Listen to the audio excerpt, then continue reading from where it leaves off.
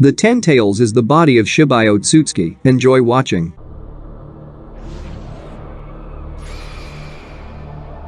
In the new chapter of the manga, we were shown a new form of the Jubi, which bears a striking resemblance to the form of the Otsutsuki god that we've seen before. Identical stripes, and even the tails trailing behind the immense form of SHIBAI, remind us of the 10 Tails. We've often wondered where the Jubi comes from, and the answer has been right in front of us. What is the 10 Tails made of? Natural energy. What do the Otsutsuki crave? Absorbing natural energy from the planet and transforming it into a fruit. What can karma do? Absorb chakra, much like how the god tree absorbs chakra from the entire planet. In addition to this, Otsutsuki can transform themselves into a fruit. What the god tree does is transform chakra into a divine fruit. Furthermore, Mama Shiki absorbed Kinshiki in a manner similar to how the Jubi absorbs Otsutsuki, gaining a new form in the form of karma. It seems like these are unrelated things. So what does SHIBAI have to do with all of this? Everything I listed helps us understand that Jubi is none other than Otsutsuki, who has achieved the divine form, and then his soul leaves the body, and we are left with a mighty body without consciousness,